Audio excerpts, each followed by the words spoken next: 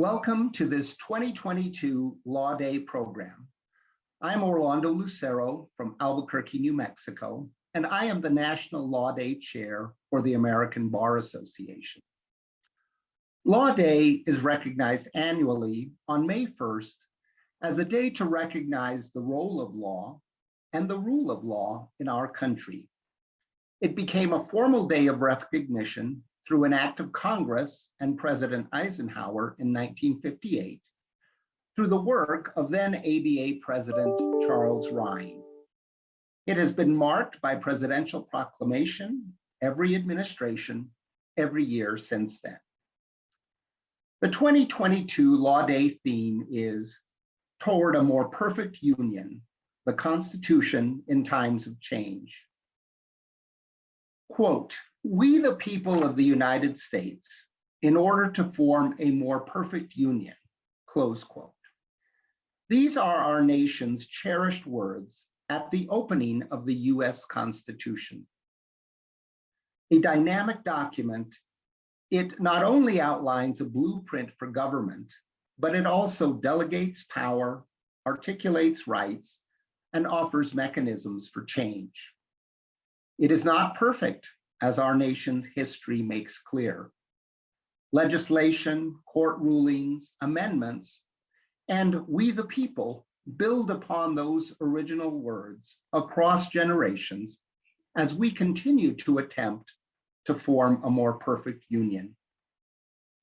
In fact, defining and refining those words might be our oldest national tradition. Each of us has a responsibility to this union, and as citizens, we must raise our voices and use our talents to help our nation achieve its promises as embodied in our Constitution. Thank you for joining the ABA this year in recognizing Law Day. Please visit www.lawday.org for more information, and most importantly, enjoy today's program. Thank you.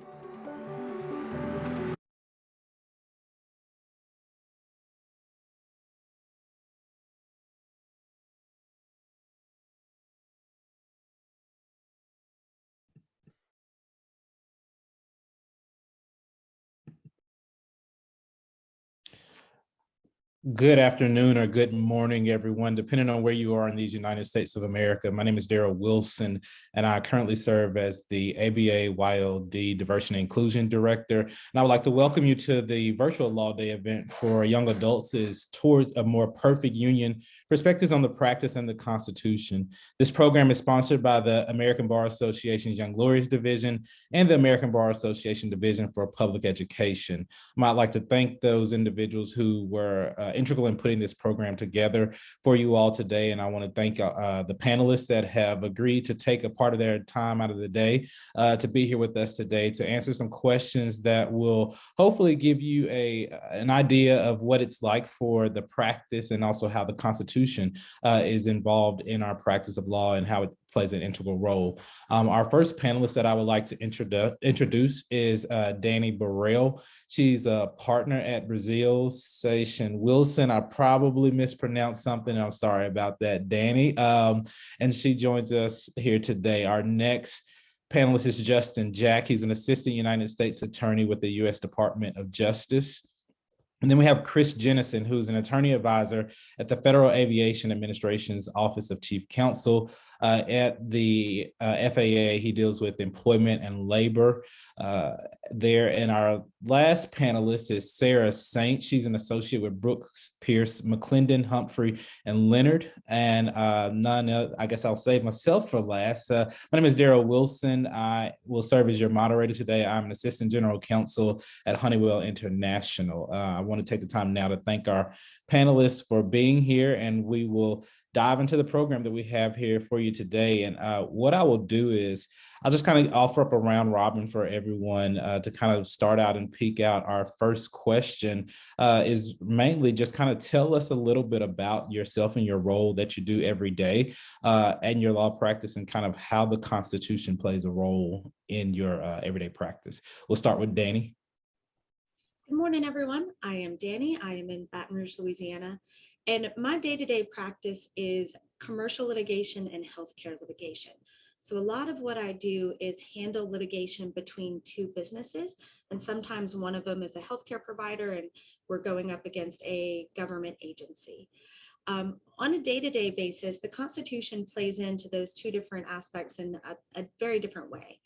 In the commercial litigation side of it, whenever I am dealing with clients' issues, we have to ask ourselves whether we are fighting over a property right. If what we are fighting over is a property right under the Constitution, we often have more procedural due process rights and protections than otherwise. So for example, if a client loses a license, a state issued or a federal issued license is not a property right. Licenses are a authority granted by a state or federal government. So when we're dealing with licenses, we realize we don't constitutionally have protected property. We don't have as much rights and processes. So as I'm working through these business type issues or these licensing type issues with my business and healthcare clients, a lot of the property rights and the due process aspects of the Constitution are important in our litigation strategy. Thank you so much, Danny. You would think that in 2022 that I would have the mute button down pat. We'll now go to Sarah. Thanks so much, Darryl. My name is Sarah Sain. I practice in Greensboro, North Carolina. Most of my practice is working with school districts, so K through 12 school districts, advising them on students' rights, their rights in disability, their rights in discipline, their rights in bullying situations, as well as working with school districts on employment issues as well as contracting. And then I also go to court over those things. When we talk about litigation, that means that we are going to court versus drafting contracts and those sorts of things.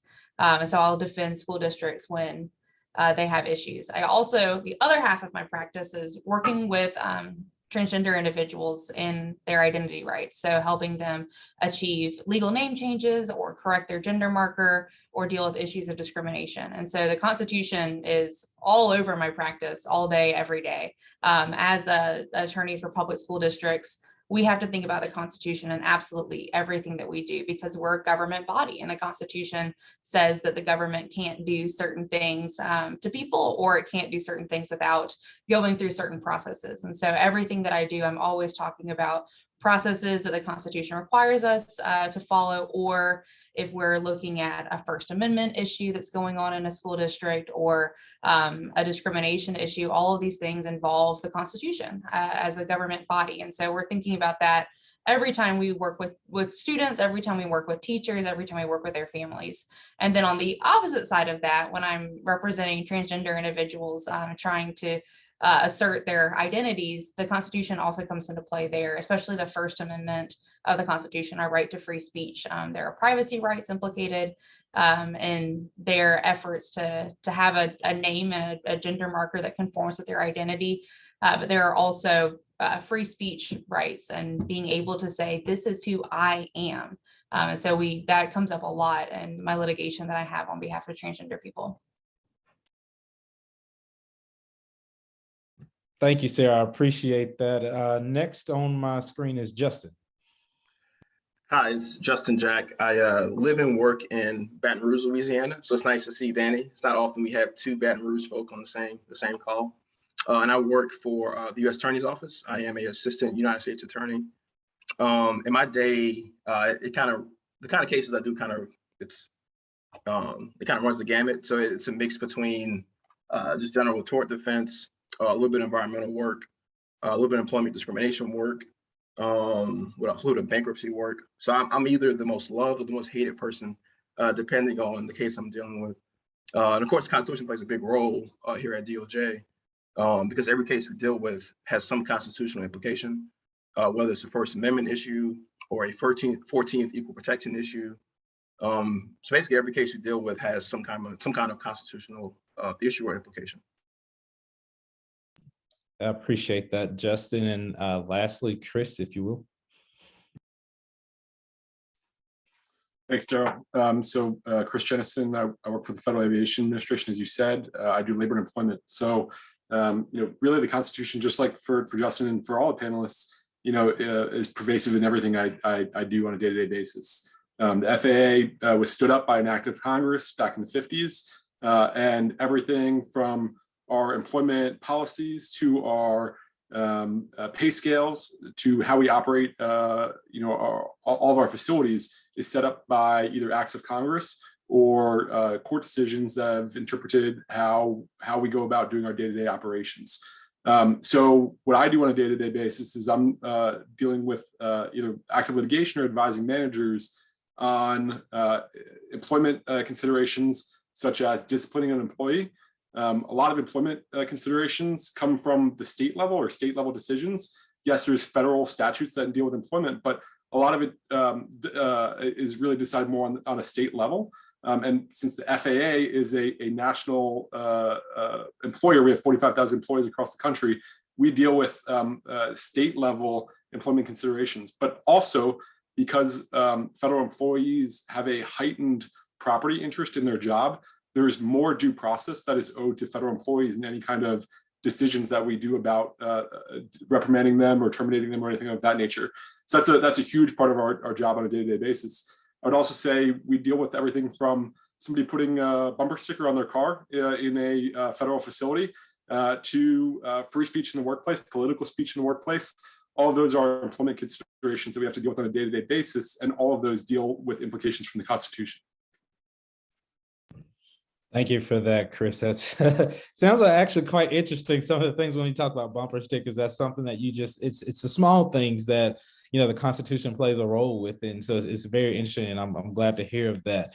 I want to give this next question to Sarah because it deals with a lot of fundamental rights, and I think that your work that you do is very important to fundamental rights for human beings. So the question is, what is the role of the Constitution in strengthening the weak and fragile democracies and ensuring the basic fundamental rights? Yeah, that's a great question, Darryl. Our Constitution is our yardstick for knowing what the fundamental rights are in America.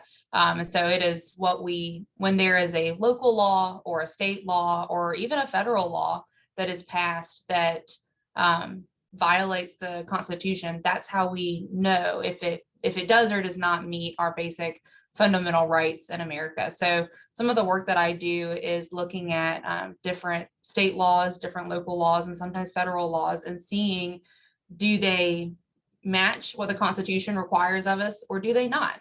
And so in some instances, it is a matter of working with my clients and advising them, this is what the Constitution says, this is what this other law says that is probably unconstitutional. We need to work on figuring out which route we're going to go and how to follow the Constitution while also considering these other laws that are out there. And then the flip side of that, when I'm representing people who are facing discrimination or facing identity issues because of different state and local laws, working with them on arguing their constitutional rights demand more than what that state or local law is providing them. And so the Constitution is kind of our end all be all of where our fundamental rights are, and then every other law that is underneath that is supposed to match that. They can give us more rights, but they can't give us less. No, I appreciate that, Sarah. That's very informative. And this next question I want to offer up is kind of a toss-up for any of our panelists, and multiple people can answer it. It's do you believe the process to amend the Constitution should continue to be so difficult? Please explain why or why not. I'll jump in, Darryl.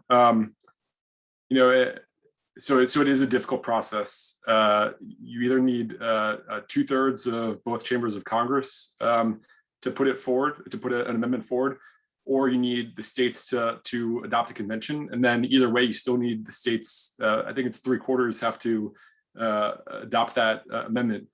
And so ultimately, it's only been done 27 times, 27 or 28 times. There's been constitutional amendments in the history of our country. So that's a small number for how active our state legislators are, our federal legislators can be. So that kind of tees up how hard of a process it is. I think it's important that it be that hard, because democracy is not easy, governance is not easy.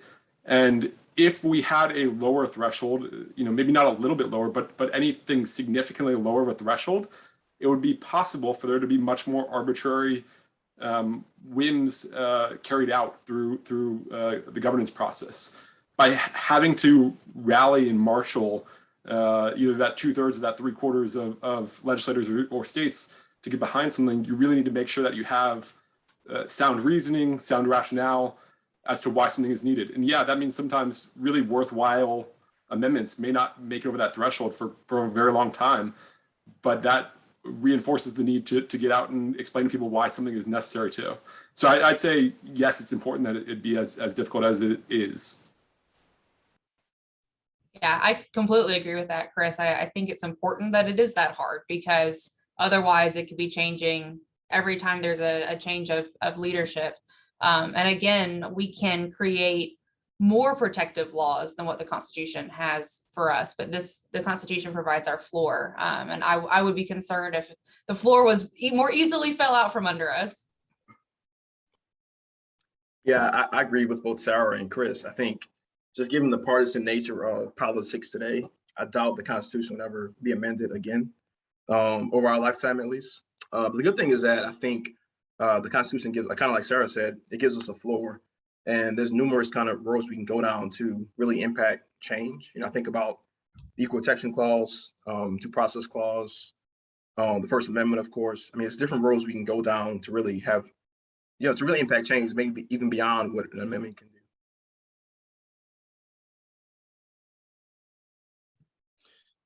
No, I appreciate those responses, and they're very spot on and actually very important. Here, I will, let's see, flip this one to Danny. For students considering becoming attorneys, how can they affect constitutional change in the future? When we talk about the Constitution, we frequently talk about the amendments and the different parts of the Constitution that give us our fundamental rights. But what that means in society is oftentimes impacted by lawsuits. We know that how our freedom of speech is carried out in daily aspects, little details of that have evolved over time through these lawsuits. So as a lawyer, you can make an impact in what is considered our constitutional rights by participating in those lawsuits, fighting for things that you think is right. If you think the freedom of speech extends to a certain type of activity and you participate in that lawsuit, it's far-fetched, but if that goes to the Supreme Court and they say, yes, we think you're right, that type of activity is what is under our Constitution as the freedom of speech, then you have made a change in the Constitution. All of these details that we now know as what is comprised of our freedom of speech, or our due process rights, those details are clarified over time by lawyers working with their parties to pursue rights that they believe they have under the Constitution. So any lawyer really has the ability to pursue something and make an impact on what we all are then become to know as our fundamental rights.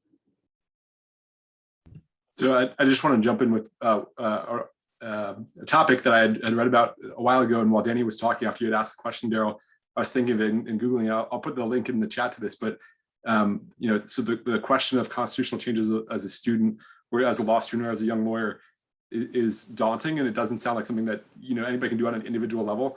But I'd read this article, again, I'll put the link in the chat, but there was a student, a college student, who, his name is Gregory Watson. He was a college student in the 80s, so this is some time ago still, but he discovered a proposal from James Madison that any amendments to congressional salary not take place until after the current term of members of Congress.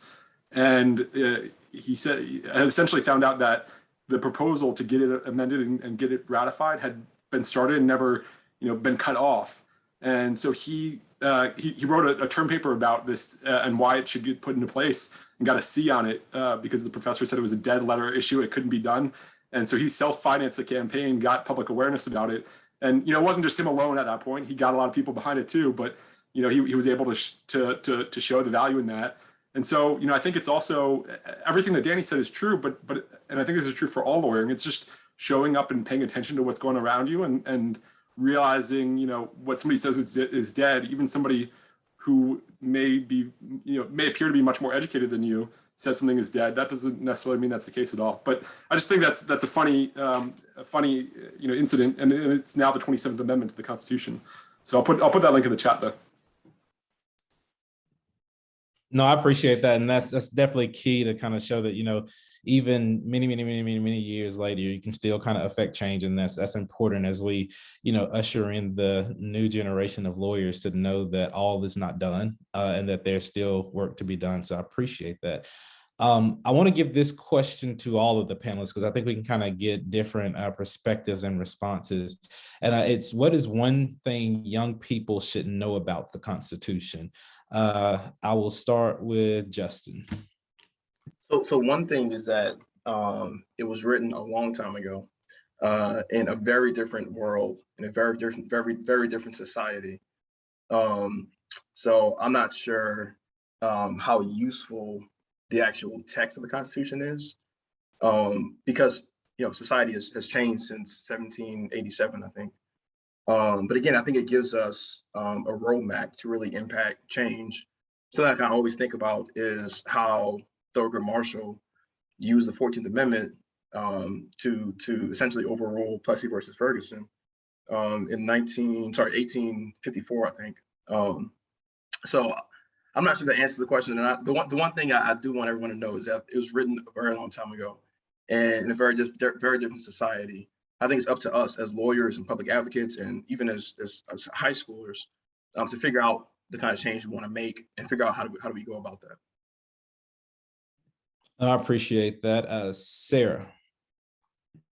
I think the biggest thing that young people should know about the Constitution is that it applies to them. This wasn't, I don't think, hit home for me when I was a young person, but certainly think about that every day when I'm working with school districts, is that young people have Fourth Amendment rights against illegal searches and seizures. Young people have Fifth Amendment rights against self-incrimination, that they have rights to privacy and free speech and equal protection and anti-discrimination. And all of these rights are found in the Constitution, and it applies to them. And I don't think I really realized that. I thought of the Constitution as being an adult's document, but it's not. It applies to every young person who has been born, has the same rights under the Constitution. No, I appreciate that. That's very true. Danny? I think Justin and Sarah covered it beautifully, so I certainly don't need to add on top of their great answers. I appreciate it. And Chris, got anything to add? I think they knocked it out of the park. I agree with what they said. Cool, I appreciate that. And so let's see, Justin, I'm going to kick this question to you, working in the DOJ. How important is it to understand your civil rights? Man, I think it's the most important thing. I mean, if you don't understand your civil rights, it's easy for someone to misuse you and offend you. It's probably the best words to use. At least for me, I think even as high schoolers, it's important to know just very basic kind of civil rights and how it impacts society. In particular, interactions with whether it's law enforcement or interactions with just the greater community. It's important to realize, okay, these are my rights, and if you are offending them in somehow, I can either sue, or we have other remedial measures I can use. So I think it's really the most important thing to know from day one.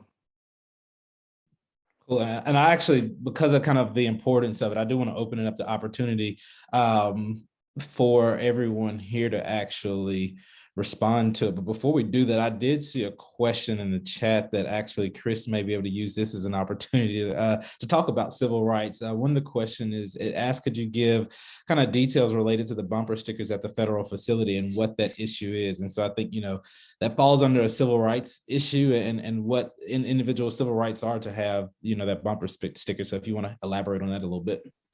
Yeah, I'd be happy to, and I'm gonna talk a little bit vaguer rather than talking about this particular incident at this particular facility. But again, with 45,000 employees, this isn't a unique circumstance to have somebody try and exercise some free speech through a bumper sticker or through a T-shirt, whatever. So the First Amendment of the Constitution says in part that there will be no limiting of free speech, essentially.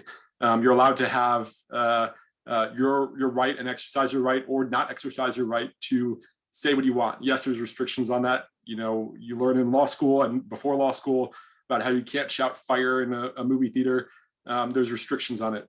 But we had an employee who tried to or was driving a car into a federal facility with a bumper sticker, and people objected to the bumper sticker. It had what could be seen as a hate symbol on the bumper sticker. And, you know, we had our own policies that prohibited people from wearing that hate symbol on a t-shirt, for example. It didn't say you cannot wear this particular hate symbol, but it said, you know, you can't wear hateful speech into a facility. And so there was a lot of question of, well, it's on the individual's car. It's on the individual's car in the parking lot. It's not in the building. It's not in somebody's face as they're doing work. But nonetheless, it's on federal property, and the employee has the capacity or the ability to take that hate symbol off of their car. You know, so it is, you know, civil rights is a very broad thing, as Justin was hinting at. You know, there are a lot of things that fit into civil rights. Free speech is one of those elements, and it's important that we have the right to free speech, but not at the same time when it's hate speech as well. I was listening this morning to another podcast, and just to dovetail this a second, I think Sarah might have some thoughts on this. I was listening to a podcast this morning about the Supreme Court argument this week, where they were taking up a high school coach who was praying on the 50-yard line after football games. And so there's a question of free speech and whether you're allowed to pray after a football game. You know, it's a totally different situation than driving a car with a bumper sticker into a federal facility, but it's not. It's your right to exercise your free speech, your right to exercise your right to religion. So, you know, it can get much more nuanced than that, but that's the general gist of the issues that we were generally dealing with this bumper sticker. No, I appreciate that, Chris. Danny or Sarah, do you all want to add anything here? I'm glad that Chris brought up the point about the coach praying, and that's something that comes up all of the time, especially being in North Carolina. Issues of when your rights infringe on somebody else's rights is one element of it, and then also when are you acting as the government where you don't have as many free speech rights versus when are you acting as a private citizen. And that's something that I grapple with all of the time, is navigating those issues of when a person is a person versus when they're a government worker. And then also when someone's rights are infringing on somebody else's rights. And that comes up. I'm sure folks in the news have heard it a lot recently about religious rights versus gender identity, sexual orientation, discrimination rights, and kind of where that line is, where one person's rights may infringe on somebody else's rights. And incredibly important. And to Justin's point, a really important reason to know what your own civil rights are, so that you know what you can and can't do in different situations, and what people can and can't do to you.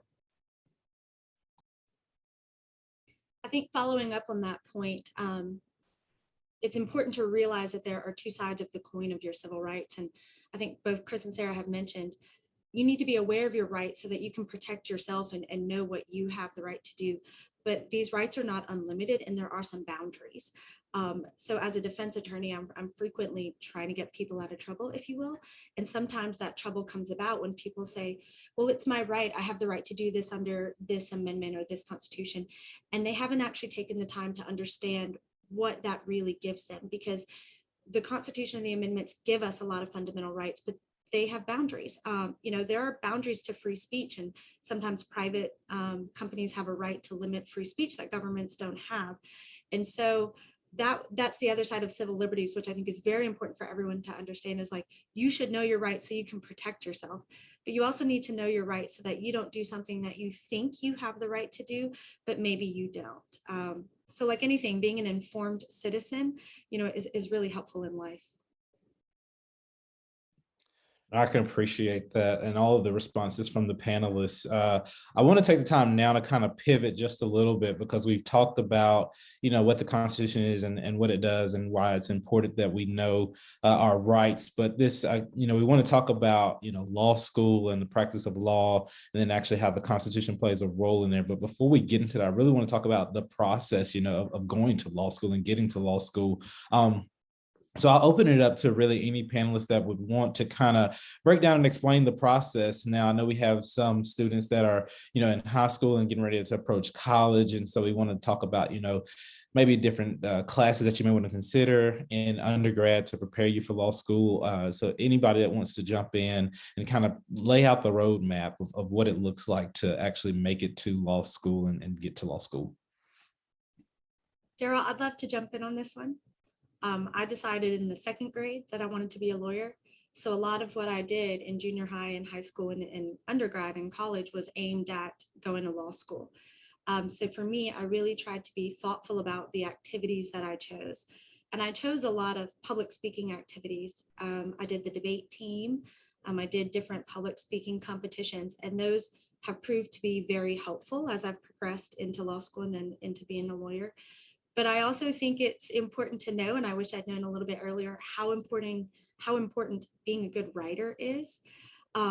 Whether you are a litigator who appears in court and argues, or you're the type of lawyer who does things behind the scene and never sees a courtroom, the one skill that they both need is to be able to convey their argument and their thoughts well in writing.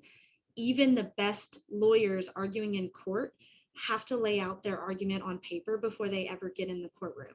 So if students have any type of interest in, going to law school, being any type of lawyer, I'd encourage them to look around for anything that can help them be a better or stronger writer, and then help them be a better or stronger public speaker. Well, that's great advice. And anybody else want to jump in with this here? I'll chime in briefly, Darryl. It doesn't surprise me that Danny decided in the second grade because she's a far more polished and professional lawyer than I am. I did not decide that young that I wanted to go to law school. I decided after I actually went and got a master's degree first, thinking that I wanted to do just politics and policy. And I grew up I'm in Maryland, just north of Washington, D.C. Everything around here is politics all the time, even in Maryland. And so I knew I wanted to be, involved in the political mucking, for lack of a better phrase, and thought that I could get that without having a law degree.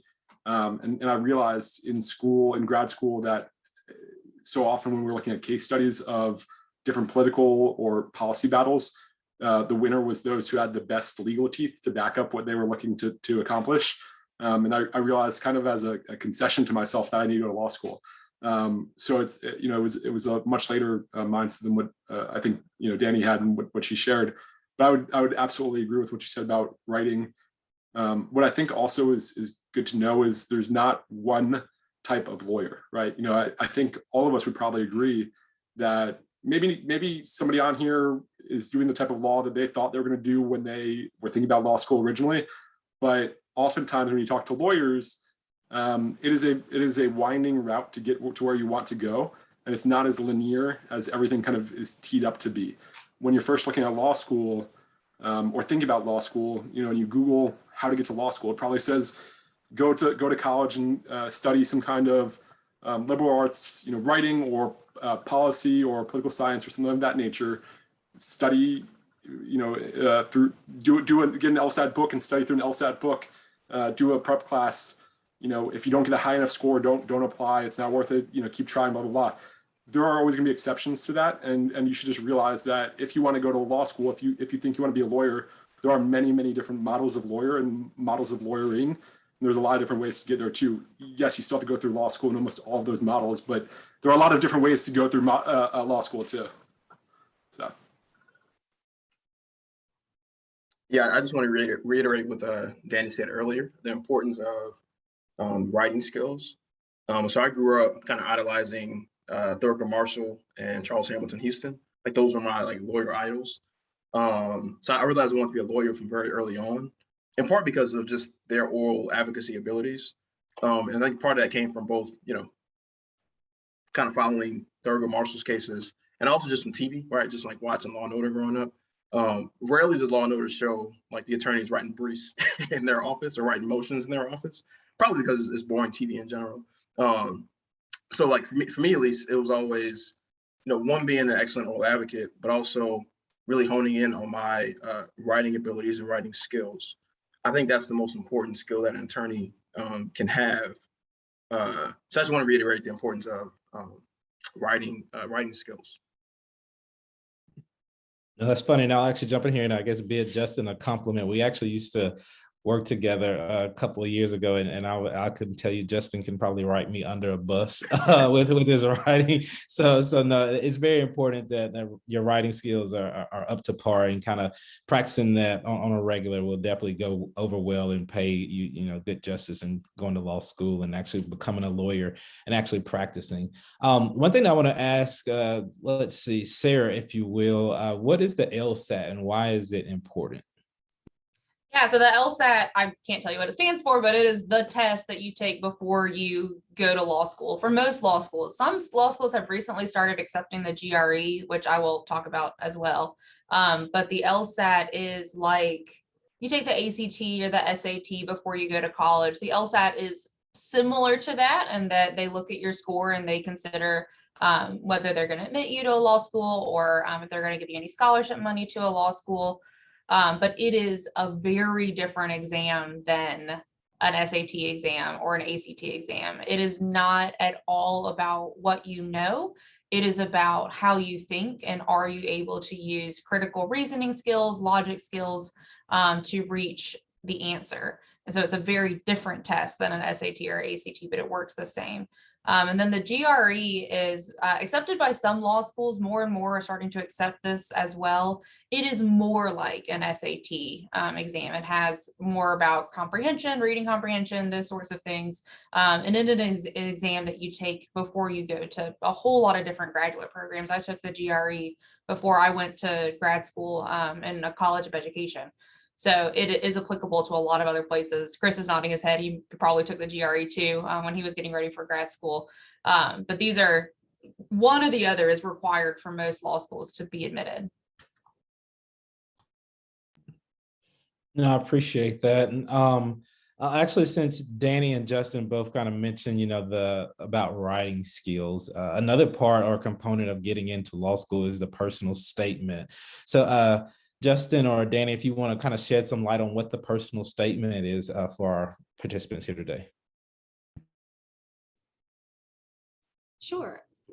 So as you can imagine, when people are applying for law school, you're sending in your transcript, you're sending in your LSAT score, you might have a couple of letters of recommendation, and all of that looks really good, but there's a lot of applicants. So your personal statement is the chance for you to personalize yourself and help that group of people who are selecting future law students get to know you a little bit and see into one of the things that makes you unique. Excuse me. So a good personal statement, you want to explain why you want to go to law school. You obviously want it to be well written, but you don't want to forget what the main aspect of it is, to be personal. You want it to be something that couldn't be written by someone else, something that shows a unique aspect of you, or why you would be a good law student or a good contribution to this law school class. So really take the time to show them who you are in this paper, and that helps their admission decisions.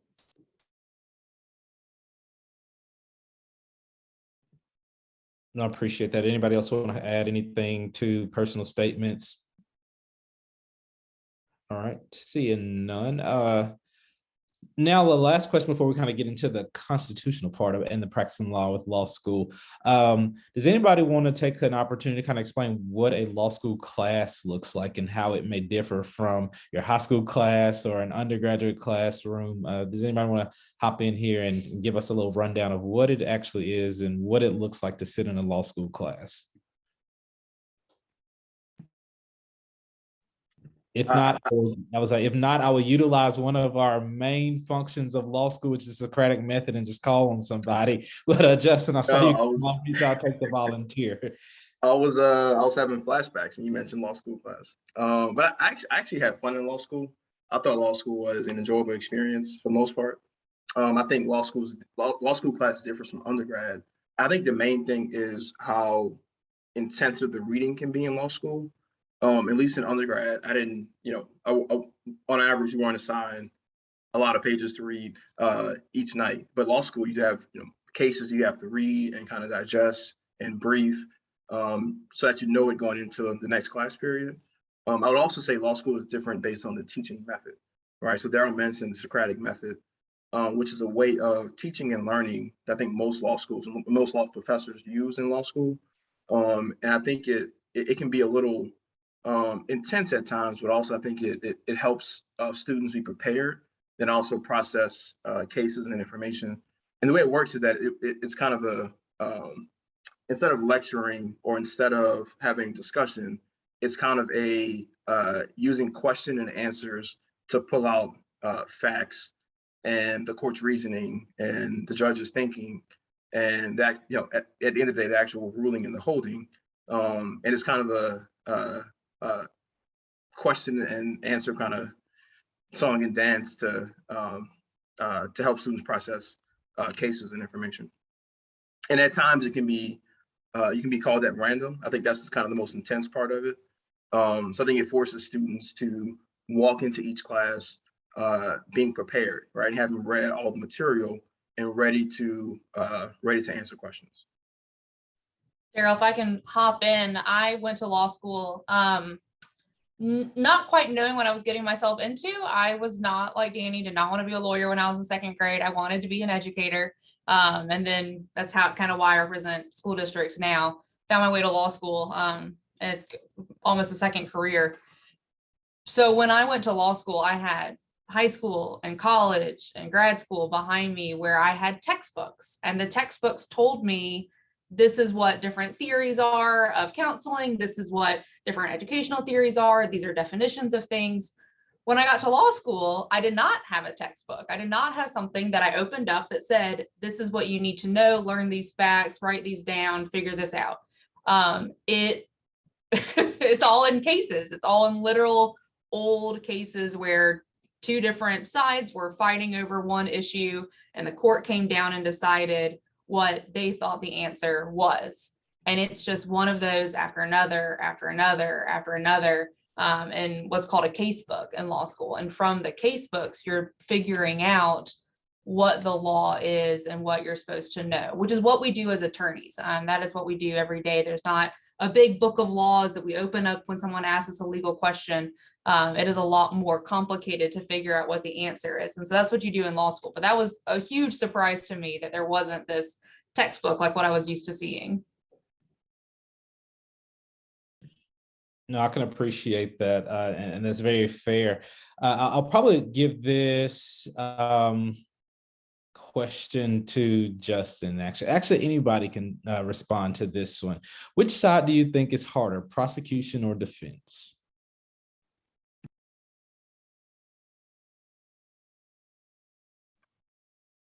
I'm not exactly sure, but I will say, so like my job, it can vary between defending the United States or having more affirmative cases where you're the plaintiff side. I'm not sure for me, at least, which one is easier or more difficult. I would say I enjoy the defense side a little bit more. I think that's more of like just my natural nature is to want to defend. In general, I kind of I'm not sure one is easier or more difficult. It's just a matter of preference, in my opinion. I would say in the criminal realm, I think prosecutors have a lot more power on average than defense attorneys, just given the nature of the current criminal justice kind of system. But again, a lot of it kind of depends on your own personal preference. Appreciate that. Danny, I saw you come off mute, so I'll hop to you.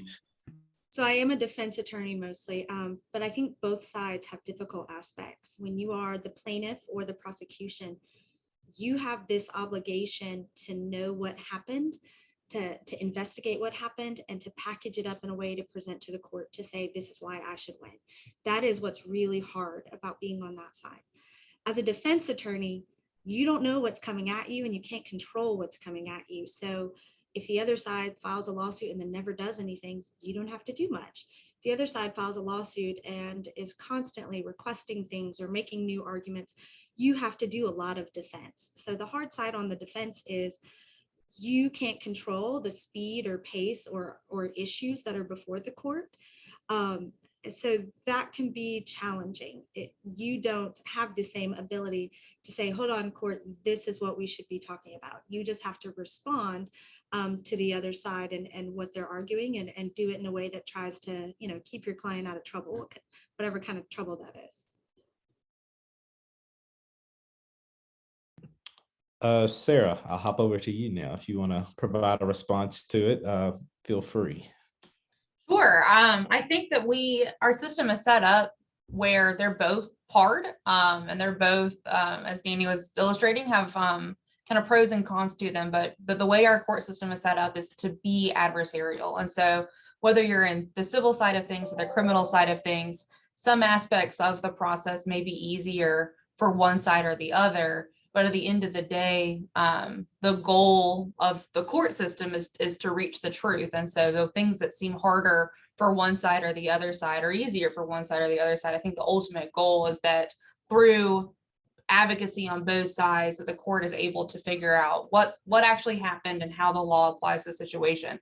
And so sometimes it's harder depending on what your set of facts are. If you have facts that are very much so on your side, then it can be an easier process. Otherwise, you're trying to lean on legal standards and the law, trying to help move your case forward. But I really think it depends on the case that's in front of you, and whether the law and the facts are on your side in that situation. I appreciate that. Chris, want to provide any response to that question? All I'd add is, so even though I work for the FAA, I'm a defense attorney primarily when we get litigation against the FAA. I think Sarah kind of hit it on the head that, there's easier aspects and more challenging aspects regardless of which side you're on. I will say, in the civil litigation space, in the employment litigation space, I think the defense side, I see a lot of what I would say are frivolous cases, but at the same time, somebody wants to, bring their complaint against the government, bring their complaint against their agency, and they have that right to do so.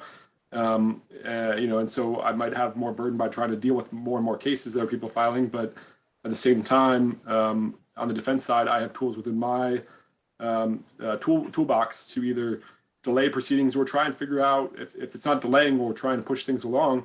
It's trying to figure out what's going to resolve this, early on. So there's pluses and minuses all around to both prosecution or defense, civil or criminal. I can appreciate that. And actually, the last two questions that I have for us is I'm going to give it to everybody or to provide a response. The next one is, how are you able to navigate the political winds demanding more partisanship? Danny, I'll start. You're the first on my screen, so I'll kick it over to you. I was trying to reread the question again. The political whims demanding more partisanship. I don't know that my law practice has as much of a political impact as maybe some of our other panelists, but one of the things that we do is we advise healthcare clients, especially a lot of hospitals. And so we see that as our politicians change, they quickly and frequently change the rules that apply to healthcare in America. Whether it's insurance, how our insurance is handled, or whether it's privacy rights. So as these laws are being made that are, either one way or the other, if they're far to either side, what we see is that when the next person comes in office, they swing the pendulum back to the other side. So if the laws are created with a more in the middle partisan thought process in the beginning, the laws usually stay in place a bit longer. But whenever we see that laws get put into place that lean heavily one way or the other, inevitably several years from now, we see some changes, or it's undone by the other side once they get in power, because power usually goes right back and forth. So in my practice, we are constantly trying to keep up with the changes in law, because that we find when laws or cases, decisions come out that lean heavily on one side or the other, they usually don't stay in place as long as laws that are put into place with a lot more partisan effort, where both sides come together and say, this is our goal and this is what we're trying to do. I appreciate that. I'll go down to Sarah. I'll just go around the screen. Sarah, you're up next. Great, thanks, Darryl. I echo everything that Danny said, that so much of my job in counseling school districts is knowing what the laws are. And knowing the ways in which the Department of Justice interprets the laws, the ways in which the Department of Education interprets the laws, how courts are interpreting the laws, and being able to advise my clients about what the current interpretations are. Over the past 12 years, the interpretations of some pretty critical laws that impact students has changed dramatically from the Obama administration to the Trump administration to the current Biden administration. There's been quite a bit of swinging, as Danny was talking about, and trying to stay up to date on what they are and how they're being interpreted. And then also knowing the ways that, like I said at the very beginning of this, the Constitution is our floor. So sometimes having to help clients navigate, well, this is what this law says, this is what the Constitution says, there may be a conflict here, let's talk about what to do. And a lot of times what attorneys are doing are helping clients make risk analyses, trying to figure out what the best course of action is, considering all of the different political winds that are going on around them to stay the course and do what's in the best interest of them and the best interest of their constituents. I can appreciate that. Justin? Yeah, I have kind of an easy answer. That being the bulk of what I do is defending federal agencies. And since we're on the defense side, it doesn't really involve politics too much. It really just involves existing case law and defending against wherever the complaint is.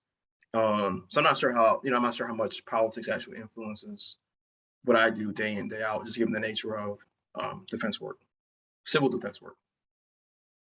That's fair. I appreciate that. And Chris? I'm in a similar position to Justin, except I think I'm, kind of earlier on in that I'm on the agency side and we're formulating policies, HR policies and practices. And so some of the advice is earlier on while we're looking at the case law and figuring out if we can implement a particular policy before Justin and his team or his counterparts in other U.S. attorneys' offices would have to defend that action. So, kind of echoing what Danny and Sarah have said, it's really about seeing what the current law is, seeing what the political situation is, factoring that into your risk analysis. Being an employment lawyer, we deal with things, or we look at things at our office like executive orders that deal with diversity, equity, and inclusion training across the agency, and then executive orders saying you cannot have DEI training across an agency. And this kind of whiplash back and forth, but it's factoring into our advice to clients, to client managers as they're implementing that, as to how to best prepare for what's going to come next, or how to implement or not implement, and kind of run with it. It's really just we have to be aware of what's going on and provide our best counsel. No, I can appreciate that. And then our last and final question, just going around and giving everybody an opportunity to respond, is what is one piece of advice you wish you would have known before attending law school? And I'll kind of jump around. Well, actually, yeah, I'll jump around with this one. So Sarah, I'll go first with you. I think I'll say the best advice I got, and the advice that I will share with others, is keep your head down and do what needs to be done. In law school, most of the law schools are graded on what's called a curve, which means you're not only trying to get a good grade, you're trying to get a better grade than a lot of other people in your class. And that can really make some people have a lot of anxiety and have a lot of mental health concerns. And so it's important to keep your head down and know, what you need to study, how hard you need to be working, not being worried about, oh, such and such is in the library until 3 a.m. or, oh, this person, is out partying. Like, don't worry about what other people are doing. Focus on what you need to do, and keep your blinders on to make sure that you're not following the crowd on that one. There's no need. Law school is stressful on its own, right? There's no need to let other people and what they're doing stress you out more. I appreciate that, Sarah. Chris, we'll jump over to you. Thanks, Darryl. I'm going to cheat. I have two things. The first is I'd say show up. It's similar to keep your head down, but show up in class. Show up for an activity you don't know that you're qualified for yet, so you can learn more. It's show up for, apply for interviews for internships or for jobs that are a stretch, because you don't know what other competition is going to be out there. And by not showing up, by not being present, you're gonna miss out. So show up and be aware of what's going on around you. And then the second thing I'd say is, and this is true, we hear it a lot in the ABA, we hear it a lot in society, and we don't hear enough in law school. Be kind to those around you. It's often said that the people you meet in law school are going to be the core of your contacts for your whole professional career. And I think that's true for the ABA and the Young Lawyers Division too. We meet people across the country and across practice areas, and there's no point in not being kind, not being courteous to those around you. It's a cornerstone of the law. It's a cornerstone of practice, and so it's something that you should learn very early on. I appreciate that. That's great advice. Danny? Like Chris, I have two things. The first is the grades you get your first semester in law school are the most important grades. You will have, if you do a traditional program, at least 6 semesters, 2 each year for 3 years. Your first set of grades is the most important, because immediately after your first set of grades, employers start looking at you. So if you want to do really awesome and slack off every semester, you will end up in a much better place than if you are trying, if you're building up your grades each semester. So do everything you can your first semester.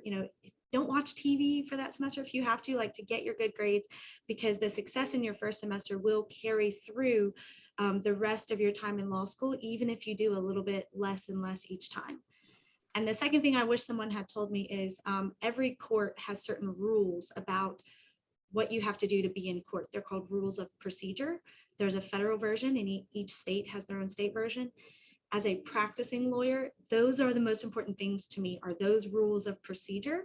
I wish someone had told me that. I would have paid a little bit more attention to that class in law school, because that's the one thing that I use every single day. I don't use every law school class that I took, but I use that class every single day. Darryl, just real quick, I just want to tell everybody, be more like Danny and be less like Chris. Like I said earlier on, her advice was spot on to knock it out of the park that first semester. I did not knock it out of the park that first semester, and it took a lot of hustle to bring things up. So listen to that advice. I would agree. I probably was in the same boat. So no, you're absolutely right. And last but not least, I'll turn it to Justin for his advice.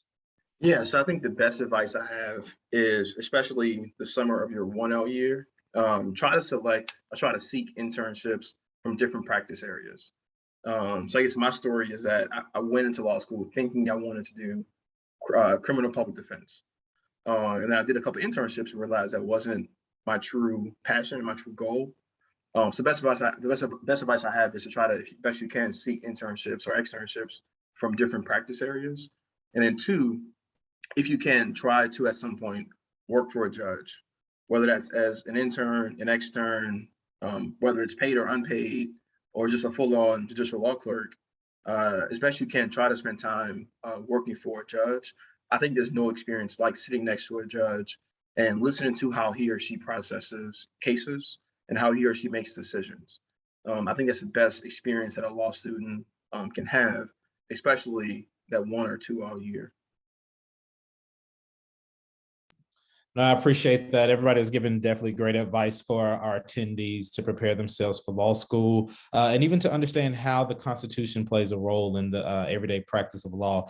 I want to take the time now again to thank each and every one of our panelists for being here and taking the time to actually explain what they do and how the Constitution plays a role in it. I also want to thank you all for being here. Thank you for taking the time to hear what we have to say about the Constitution and how it plays a role in our everyday law practice. So again, I want to thank everybody for being here, and have a good rest of your day and rest of your week.